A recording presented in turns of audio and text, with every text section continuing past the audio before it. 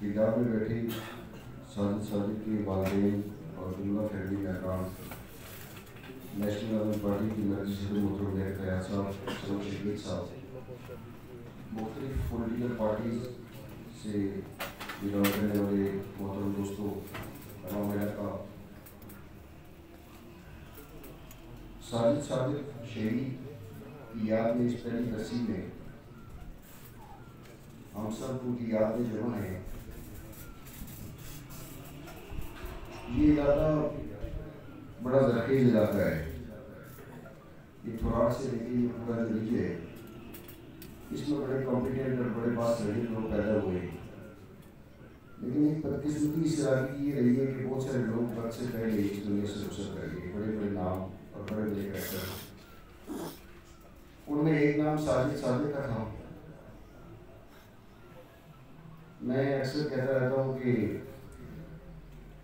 کہتے ہیں کہ جہاں سے زندگی کا آغاز ہوتا ہے سب سے مشکل کام ہوتا ہے جہاں ماں جب بچہ جنتی ہے، لیکن سچ پوچھیں تو ہمارا جیسے محروم معاشروں میں شاید اس سے بھی زیادہ مشکل کام ہوتا ہے کہ ایک بندے کو یہاں مزاحمتی سیاست سکھانا اور مزاحمت کار بنانا۔ اس اعتبار سے ساجد صادق شہید جیسا کریکٹر ہم سے چلا گیا جس کا ہم سب کو دکھ ہے، سب کو تکلیف ہے، پارٹی کا بہت بڑا اثاثہ تھے، اس علاقے کا بہت بڑا اثاثہ تھے، ساری سیاسی برادری کا ایک بہت بڑا اثاثہ تھے جو ہم سے چھین گیا۔ اور یہ جو ہم ایک جملے میں بسا اوقات کہہ دیتے ہیں کہ یہ نیچرل ڈیتھ ہوئی ہے، قدرتی حادثہ ہوا ہے، دراصل جس نیچر کے علاقے میں ہم رہتے ہیں اس علاقے میں نیچرل اموات اتنی جلدی نہیں ہوا کرتی۔ ایسے علاقوں میں لوگ دیر تک جینے کے لیے پیدا ہوتے ہیں، اس لیے کہ قدرتی فضائیں اور ہوائیں ان کے بڑے موافق ہوتی ہیں، لیکن جو کچھ انسانوں کے ذمہ ہوتا ہے وہ چونکہ ہو نہیں پا رہا ہوتا، تو اس لیے جس کو ہم نیچرل ڈیتھ کہتے ہیں جب دراصل وہ قتل ہو رہا ہوتا ہے۔ اور سچی بات یہ ہے کہ اس طرح کی روڈز، اس طرح کا انفراسٹرکچر وہ ساجد شہید کے قتل کا سبب بنا ہے۔ ساجد ساری زندگی اپنی عوام کی محرومی کے خلاف لڑتا رہا ہے، اپنے علاقے کے لوگوں کے دماغوں پہ دستک دیتا رہا ہے، اور بہت جلد ساجد نے بڑا نام بنایا اس علاقے میں۔ ہمیں بڑی خوشی ہو رہی تھی کہ اس علاقے کو اس سے پہلے بہت سے قیمتی لوگ جو چلے گئے، ساجد ان کی جگہ لے کے بڑا کام کرے گا۔ اگرچہ ابھی لوگ موجود ہیں، سمجھ شکیل جیسا نوجوان یہاں موجود ہے اور کئی لوگ موجود ہیں، لیکن بہرحال ساجد کی کمی محسوس ہو رہی ہے، اس کا دکھ ہے، تکلیف ہے۔ اللہ تعالیٰ ان کی فیملی کو صبر جمیل عطا فرمائے، ان کی پارٹی کو یہ خلا جو ہے وہ پر کرنے کی ہمت اور توفیق عطا فرمائے۔ دوستو، زیادہ تقاریر ہو گئی، کافی لوگوں نے بات کرنی ہے، ابھی کچھ ذمہ داران کو سننا ہے ہم نے۔ بہت سنجیدگی سے ایک بات سوچنی پڑے گی کہ 75 سال پہلے یہ جو مظفرآباد کا اڈا قائم کیا گیا تھا، جس کے بارے میں کہا گیا تھا کہ یہ تحریک آزادی کشمیر کا بیس کیمپ ہے، جیسے تو یہ فراڈ تھا پہلے دن سے، لیکن یہ فراڈ بہت دشترفام ہو گیا ہے۔ اب یہ کھلی کتاب کی طرح لوگوں کے سامنے بات آ گئی ہے۔ میں سوچ رہا تھا کہ وہ جس کو مقبوضہ کہتے تھے اور اس کو آزاد کہتے تھے، اس مقبوضہ میں G20 کا اجلاس ہو رہا ہے اور ہم آٹے کی لڑائی میں لگے ہوئے ہیں، ہمیں آٹے کا کوٹا پورا نہیں مل رہا، اور مہنگے آٹے کے خلاف سراپا احتجاجیں، اور پھر 22 سے 24 تک 3 روزہ یہاں سو منا رہے ہیں کہ ویلی میں G20 کے لوگ کیوں آ رہے ہیں۔ ہمیں کو آپ پہنچتا ہے، ویسے مجھے بتائیں، یہ ان کا ایک ٹورزم کا محکمہ ہے، وہ اپنے دنیا بھر کے G20 کے ممالک کو ٹورزم کے پوائنٹ آف ویو سے سری نگر کا دورہ کروا رہے ہیں۔ میں تو یہ کہتا ہوں کہ اگر پاکستان آزاد کشمیر میں ایسا کوئی ٹورسٹ پوائنٹ پاکستان میں بنایا ہوا ہو جس میں G20 تو دور کی بات ہے، کوئی ایک ملک کا ہی کوئی نمائندہ آ جائے تو ہم تو اس کو غلطوں گے، ہمیں غلطوں کہنا چاہیے اس کو. یہ خالی شور شرابہ، خالی واویلا، اور یہ جو سودا ماضی میں 75 سالوں میں بکتا رہا ہے شعور کے اس زمانے میں، یہ سودا اب نہیں بک سکے گا، اب یہ نہیں بک سکے گا. آزاد کشمیر کے اڈے سے ہو کے ساری زندگی ہمیں یہ بتایا جاتا رہا کہ ہم نے سری نگر آزاد کروانا ہے. اتنا بڑا فراڈ، اتنا بڑا دھوکہ، اس لیے بہت سنجیدگی کے ساتھ سوچنا ہوگا. جگہ جگہ یہ کہتا ہوں، یہ علاقے پاکستان اور خود مختاری کو سائڈ میں رہنے دے تھوڑے عرصے کے لیے. باخدا جو ہماری روش ہے اس میں نہ علاقے پاکستان ہو پائے گا اور نہ خود مختاری ہو پائے گی، کچھ اور ہو جائے گا. اور ہم تماشائی بڑے دیکھتے رہیں گے جسے آج دیکھ رہے ہیں. بہت سنجیدگی کے ساتھ اس پہ غور کرنا ہوگا کہ تمام تر توجہ مظفر آباد کے اس اڈے کے اوپر دینی پڑے گی کہ اس کو یا تو بااختیار مملکت بنائیں، جو ادارے بنائے گئے تھے ان میں جان ڈالیں، یا اس اڈے کا خاتمہ کریں. یہ مقتل ہے، اس نے ہمارے لوگوں کا خون کیا ہے، اس نے ہمارے لوگوں کو لاکھوں کی تعداد میں بیرون ممالک میں جلا وطنی میں مجبور کیا ہے. نہ یہاں صحت کی سہولتیں، نہ یہاں تعلیم کی سہولتیں، نہ روڈ سے. اب لوگ سب کچھ اپنی مدد آپ کے تحت کر رہے ہیں. NGOs بنا کے لوگ جناب پرائیویٹ آرگنائزیشن بنا کے اپنی صحت کا بندوبست کر رہے ہیں، اپنی تعلیم کا بندوبست کر رہے ہیں.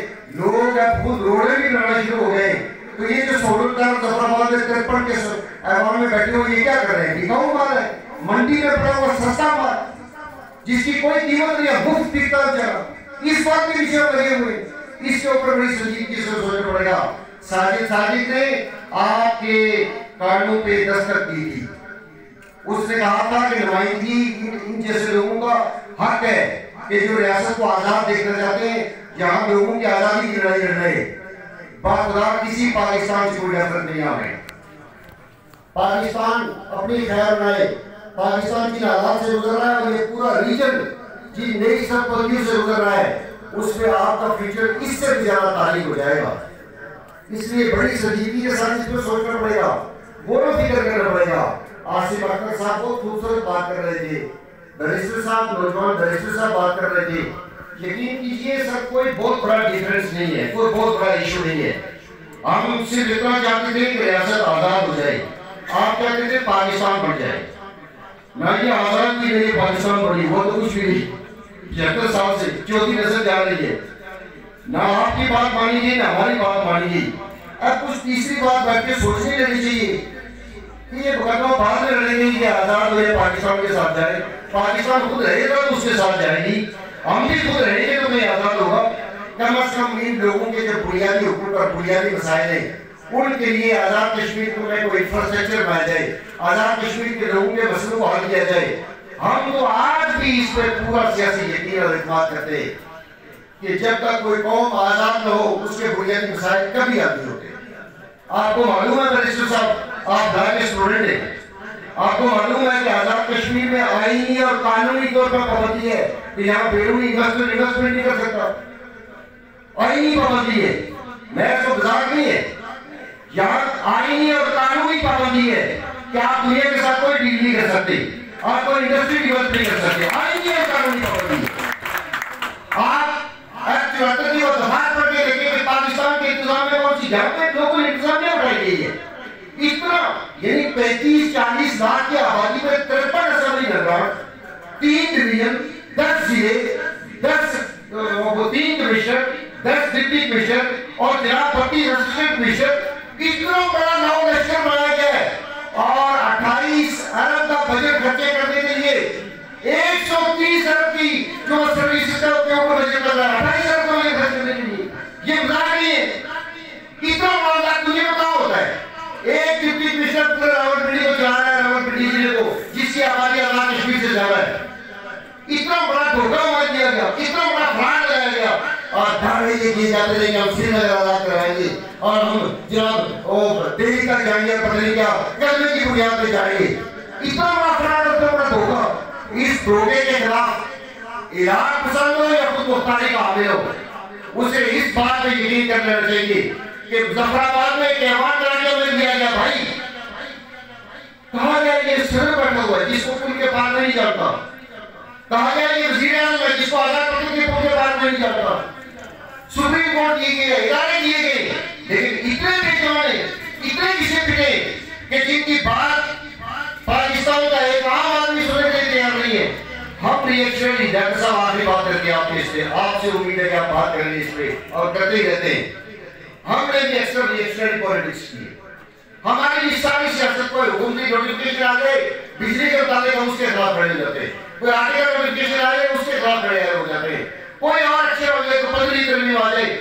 ہم نے ریئیکشن کی پالیٹکس سے نکل کے پرو ایکٹیو پالیٹکس کرنی پڑے گی، کوئی ایکشن وہ کہتے ہیں نیشنل ایکشن پلان بنا تھا پاکستان میں جس کی ضرورت میں اب سارے سیاستدان آئیں گے، کیس اس کا حالات ہو رہا ہے، بڑے خوش ہو رہے پاکستان کے سیاستدان، باقی کے پی ٹی آئی جو ہے وہ رولی جائے گی، اگلے وقت میں آپ بھی رولے جائیں گے، اس کا انتظار کریں۔ ابھی تو آغاز ہوا ہے، ابھی تو یہ آغاز ہوا ہے، لیکن ہمیں کوئی عوامی ایکشن پلان بنانا پڑے گا، کوئی ایسا عوامی ایکشن پلان جس کے نتیجے میں ہم ریاست کے اس چھوٹے سے ٹکڑے کو کم از کم اس کو خوشحال بنا سکیں۔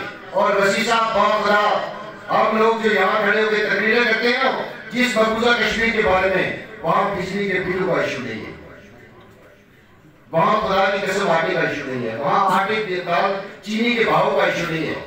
وہ لوگ اپنی پر تعجب زندگی گزار رہے ہیں۔ ہاں ہندوستان کا سیاسی کنٹرول ہے، اس کا فوجی کنٹرول ہے، لیکن وہاں کی معاشی صورتحال ہم 100 سال اس طرح رینگتے رہے تو باقی معاش رکھیں گے، یہ صورتحال ہے۔ اس لیے ہمیں اپنی عدم پہ غور کرنا پڑے گا، اور ساجد صاحب شہید جیسے لوگ دوستوں بڑی مشکل سے پیدا ہوتے ہیں، اور جو لوگ یہاں موجود ہیں ساجد کو آج ہم نہیں رہے، لیکن جو لوگ موجود ہیں ان کی اس اعتبار سے قدر کرنی چاہیے کہ وہ آپ کی آزادی اور بقا کی لڑائی کر رہے ہیں، آپ کی عزت کی لڑائی لڑ رہے ہیں۔ اللہ تعالیٰ ساجد کی آخرت کی منزلیں آسان فرمائے۔ وآخر دعوانا الحمدللہ۔